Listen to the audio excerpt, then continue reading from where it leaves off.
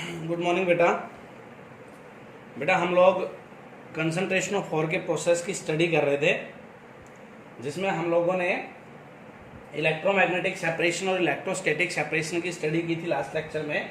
हम आगे बढ़ते हैं बेटा, और अपना नेक्स्ट प्रोसेस जो है that is froth flotation process. ये देखो क्या होता है फ्रोथ फ्लोटेशन प्रोसेस।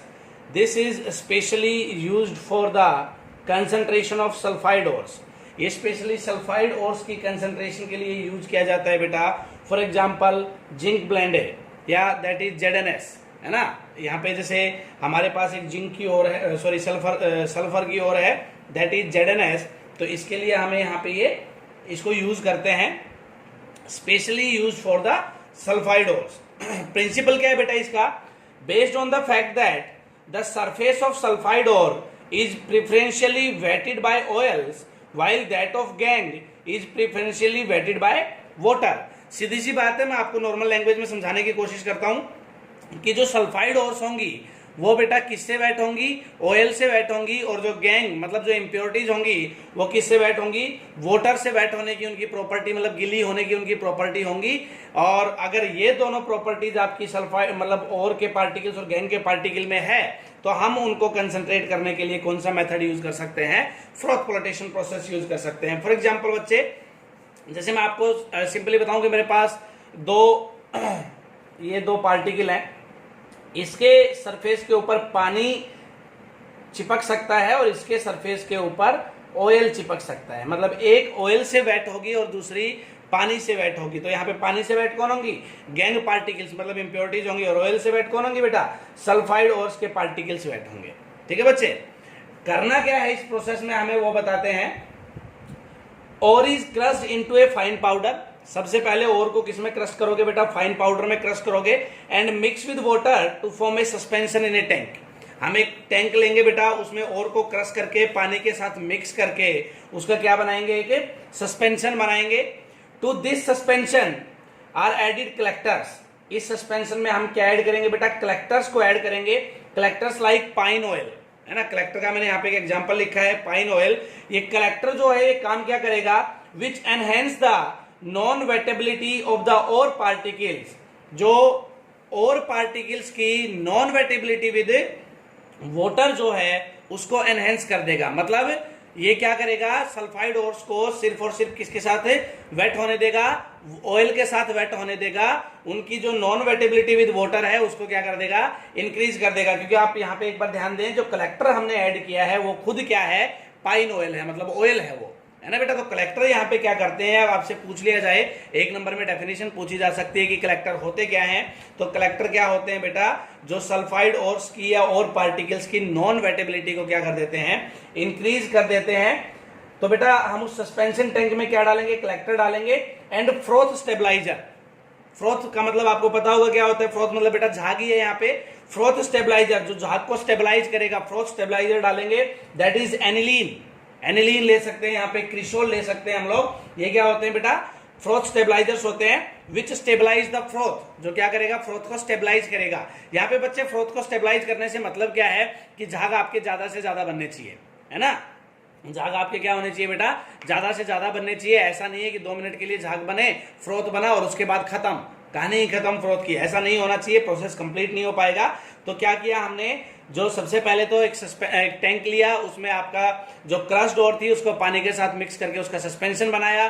फिर उसमें हमने कलेक्टर डाला और फ्रोथ स्टेबलाइजर्स डाले। ठीक है बेटा। अब क्या होगा? The suspension is violently agitated by the rotating paddle which draws in air causing frothing, है ना बेटा। अब ये क्या कह रहा है कि एक बहुत ही स्पीडली रोटेटिंग पेडल से हम लोग क्या करेंगे? वो जो पूरा का पूरा टैंक में जो मेरा सस्पेंशन बना है उसको रोटेट कराएंगे, बहुत स्पीड से रोटेट कराएंगे। और जब रोटेट कराएंगे तो बच्चे क्या बनेगा? फ्रोथ बनेगा। ये बात इसने यहाँ पे समझा रखी है। During this process the ore particles which are preferentially wetted by the oil become lighter. अब जो पार्टिकल बेटा ऑयल से वेट थे वो क्या होंगे? हल्के हो जाएंगे, तैरेंगे, है ना। Become lighter and thus rise to the surface along with the froth. और इसका मतलब क्या होगा? वो सरफेस के ऊपर आ जाएंगे। जो पार्टिकल ऑयल से वेट थे वो सरफेस के ऊपर आ जाएंगे झाग के साथ। while the gangue particles which are preferentially wetted by the water, और जो गैंग के पार्टिकल्स थे जो किससे वेट थे बेटा, किससे गीले हो रखे थे, वो आपके पानी से, वो क्या होंगे, settle down at the bottom of the tank, वो नीचे बैठ जाएंगे। क्योंकि आपको पता है जो तेल है वो पानी में ऊपर रहता है ना। पानी और तेल को अगर मैं मिक्स कर दूं तो कौन ऊपर रहता है बेटा, तेल ऊपर रहता है। तो ये यही कह रहे हैं, जब मैं उस सस्पेंशन को बहुत स्पीड से रोटेट कराऊंगा, उस सॉल्यूशन को मिक्स करूंगा, तो जो पार्टिकल्स आपके ऑयल से वेट है, मतलब जो और के पार्टिकल्स हैं, वो झाग के साथ क्या करेंगे, ऊपर आ जाएंगे बेटा। The froth is skimmed off, हम वहां से झाग को अलग कर लेंगे। It is allowed to collapse the finally dry to get the concentrated oil, हम उस झाग को वहां से अलग कर लेंगे, उसको सूखने देंगे, और उस झाग में जो पार्टिकल्स मिलेंगे वो सारे के सारे कैसे पार्टिकल मिलेंगे बेटा, और के पार्टिकल्स मिलेंगे, है ना। सिंपल सा प्रोसेस था, लेकिन मैं आपको एक बात बता दूं, बोर्ड पॉइंट ऑफ व्यू से काफी इंपॉर्टेंट प्रोसेस है बेटा, फ्रोथ फ्लोटेशन प्रोसेस। तो समझ आया होगा। एक रिकैप दे देता हूं पूरे प्रोसेस का। क्या करना है, पाउडर डोर लेनी है, वाटर के साथ मिक्स करके सस्पेंशन बनाना है, टैंक में कलेक्टर डालना है, कलेक्टर डालने के बाद उसमें फ्रोथ स्टेबलाइजर डालना है। एक एक एग्जांपल आप दोनों का याद रखेंगे। उसके बाद उसको स्पीडली रोटेटिंग पैडल से रोटेट कराना है। जो पार्टिकल्स ऑयल से वेट होंगे, मतलब जो और के पार्टिकल्स होंगे, झाग के साथ ऊपर आ जाएंगे। वाटर वाले, मतलब जो मैट्रिक्स होगी या जो गैंग के पार्टिकल्स होंगे जो वाटर वेटेड होंगे, वो नीचे बैठ जाएंगे। फ्रोथ को अलग कर लेंगे, उसको सूखने देंगे। झाग जैसे ही खत्म हो जाएगा, आपके जो पार्टिकल्स बचेंगे वो किसके होंगे बच्चे, और के पार्टिकल्स होंगे। ठीक है, ये था हमारा फ्रोथ फ्लोटेशन प्रोसेस। अब इसमें एक चीज और देखते हैं। ये कह रहा है कि अगर मेरे पास 2 सल्फाइड और हो और मुझे उनको अलग करना हो तो हम क्या करेंगे। 2 सल्फाइड और है बच्चे, यहाँ पे 2 सल्फाइड और हो तो हम यहाँ पे एक नई चीज और डालेंगे, दैट इज डिप्रेशन, है ना। डिप्रेशन डालेंगे बेटा। If the mineral to be concentrated, जो मिनरल हमें कंसंट्रेट करना है, consist of sulphides of 2 metals, उसके पास 2 मेटल्स के सल्फाइड हैं, then by adjusting the proportion of oil to water, it is often possible to separate one sulfide ore from the other.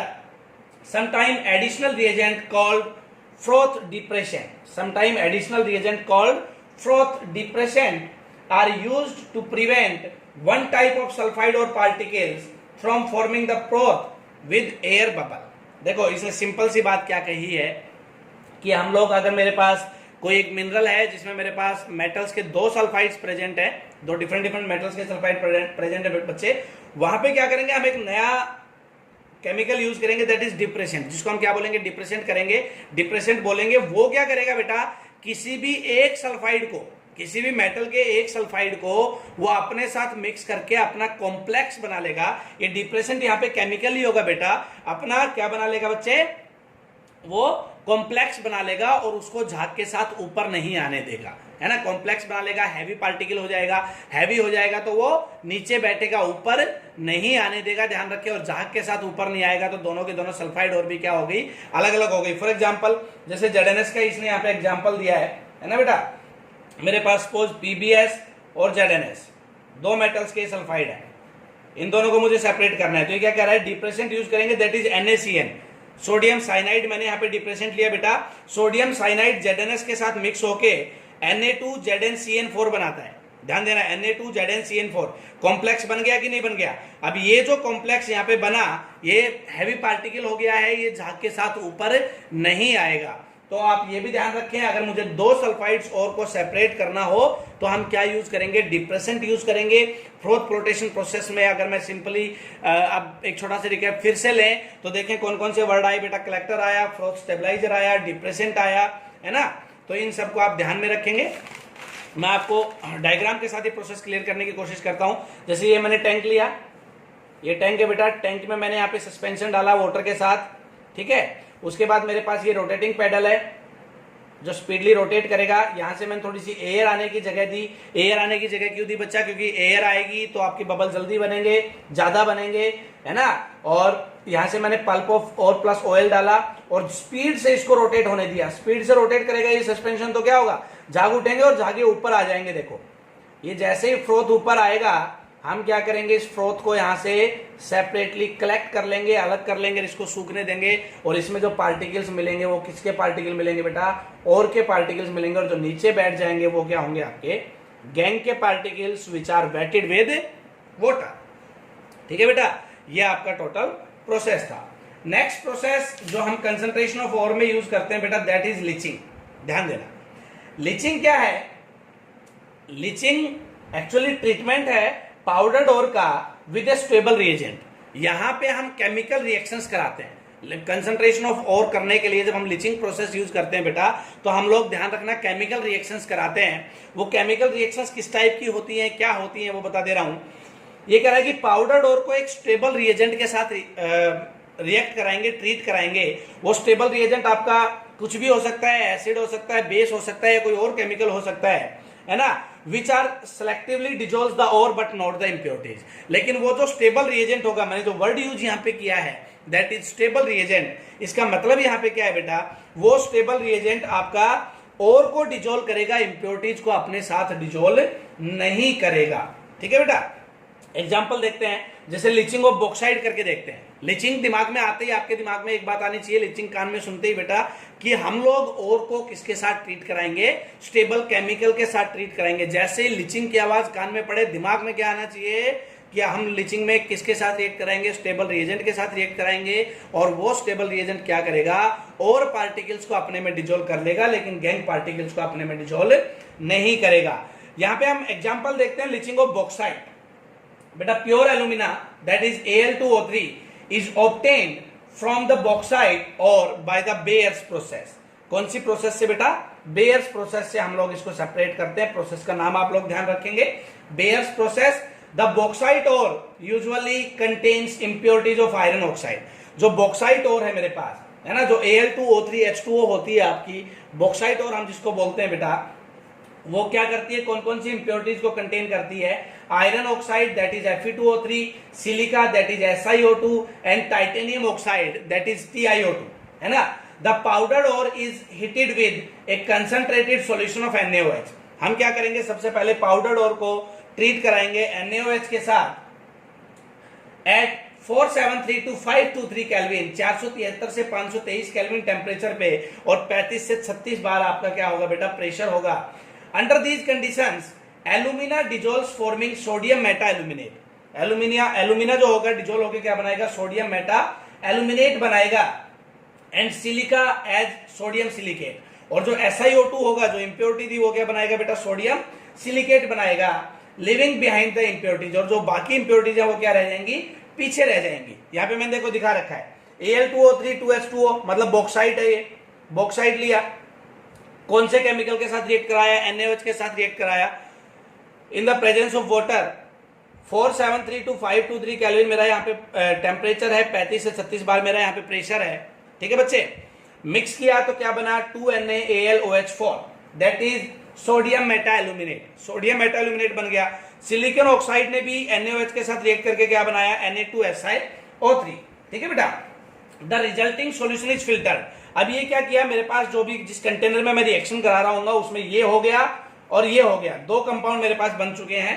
तो हम इसको क्या करेंगे बेटा, फिल्टर करेंगे और कूल करेंगे, and it's pH adjusted downward either bye dilution और बाय न्यूट्रलाइजेशन विद CO2। ये कह रहा है उसकी pH को हम क्या करेंगे, कम करेंगे। Thereafter the solution is seeded with freshly prepared sample of hydrated alumina. When hydrated alumina gets precipitated, leaving aluminium silicate in the solution। अब ये कह रहा है कि जैसे मैंने क्या किया, pH को एडजस्ट करने के लिए NaAlOH4 को CO2 के साथ रिएक्ट कराया, क्या बन गया, Al2O3XH2O। देखना Al2O3 2H2O यहां था, Al2O3XH2O मैंने यहां बना लिया है। डिफरेंस क्या है बेटा, ये इम्प्योर था, ये फिलहाल प्योर है। इंप्योरिटीज साइड में रह गई है, सिलिकॉन ऑक्साइड बाहर जा चुका है, और बाकी जो इंप्योरिटीज मैंने आपको बताई थी like titanium oxide, iron oxide, उनका यहाँ पे फिलहाल कोई रोल नहीं है। मतलब मेरा रिएक्टेंट भी यही था और लास्ट में देखे तो प्रोडक्ट भी यही है, लेकिन दोनों में डिफरेंस क्या है, ये इम्प्योर है और ये प्योर है। ठीक है बेटा, तो जो ये Al2O3XH2 मेरे पास बना, इसको मैं क्या करूंगा, बाद में हीट कर दूंगा 1473 केल्विन पे, 1473 केल्विन पे, और ये वाटर जो था XH2O मॉलिक्यूल्स जो हैं ये भी उड़ जाएंगे और क्या बनेगा, Al2O3 बनेगा। मैंने एल्यूमिनियम का ऑक्साइड प्योर स्टेट में बाहर निकाल दिया है, मतलब मैंने ओर को कंसंट्रेट कर दिया है with the help of reacting with A stable reagent that is NaOH के साथ उसको रिएक्ट करा के, और प्रोसेस का नाम क्या होगा बच्चे, लीचिंग होगा। तो ये जो था मेरा, this was the leaching of bauxite. अब अगर मैं लीचिंग ऑफ सिल्वर और गोल्ड ओर्स की बात करता हूं, ध्यान देना, लीचिंग ऑफ सिल्वर और गोल्ड ओर्स की बात करता हूं, तो एक बात को सबसे पहले दिमाग में डालें, सिल्वर और गोल्ड ओर जो है या सिल्वर और गोल्ड मेटल जो है, आपको पता है बहुत ही प्रीशियस मेटल है बेटा। शादी ब्याह इन्हीं के सारे चलता है आजकल, है ना। तो सिल्वर और गोल्ड में आप एक बात को ध्यान में रखें कि लीचिंग का जो प्रोसेस है वो प्रीशियस मेटल्स के एक्सट्रैक्शन में भी यूज होता है, प्रीशियस मेटल्स को कंसंट्रेट करने में भी यूज होता है। और गोल्ड के लिए और सिल्वर के लिए जो मेथड यूज होता है लीचिंग का, उसको स्पेशली हम MacArthur Forrest cyanide process बोलते हैं। नाम ध्यान रखेंगे, MacArthur Forrest cyanide process, ठीक है बेटा। इसमें होता क्या है, the finally powder native silver और गोल्ड, जो सिल्वर और गोल्ड की क्रस्ड ओर होगी, मतलब ये पाउडर्ड ओर होगी, उसको ट्रीट करेंगे with a dilute solution of sodium और पोटेशियम साइनाइड। किसके साथ? डाइल्यूट सॉल्यूशन ऑफ सोडियम और potassium cyanide. While a current of air is continuously passed, air आपकी पास होती रहनी चाहिए। As a result silver and gold gets oxidised which then combine with Cn negative ions forming their respective soluble complex cyanide while the impurities remains unaffected which are filtered off। ये कह रहा है कि यहाँ पे जो मैंने यहाँ पे M लिखा है ये बेटा गोल्ड भी हो सकता है, सिल्वर भी हो सकता है, दोनों के लिए यूज किया जाता है। जब गोल्ड और सिल्वर को हम लीचिंग से कंसंट्रेट करने की कोशिश करते हैं तो प्रोसेस का स्पेशल नाम क्या है बच्चे? MacArthur Forrest cyanide process. ये कह रहा है Cn नेगेटिव आयंस के साथ मैंने यहाँ पे इसको रिएक्ट कराया और ये जो गोल्ड और सिल्वर होगा ये अपना साइनाइड बना लेगा, कॉम्प्लेक्स बना लेगा, और कॉम्प्लेक्स बना लेगा और बाकी जो इंप्योरिटीज होंगी वो अलग रह जाएंगी। इंप्योरिटीज का इस कॉम्प्लेक्स में कोई लेना देना नहीं है, और इंप्योरिटीज अलग हो गई, उसको हम बाद में क्या कर लेंगे बेटा? फिल्टर कर लेंगे। फिल्टर करने पे आपका ये एकदम सेपरेट हमें मिल जाएगा। ये क्या हो गया, हमने और को क्या कर दिया? कंसंट्रेट कर दिया। किसकी ओर थी? गोल्ड और की ओर थी। और किससे कंसंट्रेट किया? लीचिंग से कंसंट्रेट किया। प्रोसेस का नाम क्या था? MacArthur Forrest cyanide process. इसमें गोल्ड और सिल्वर को किसके साथ रिएक्ट कराते हैं? साइनाइड के साथ रिएक्ट कराते हैं बेटा, Cn नेगेटिव आयंस के साथ रिएक्ट कराते हैं और उनका कॉम्प्लेक्स बना देते हैं। इंप्योरिटीज पीछे रह जाती हैं बच्चे।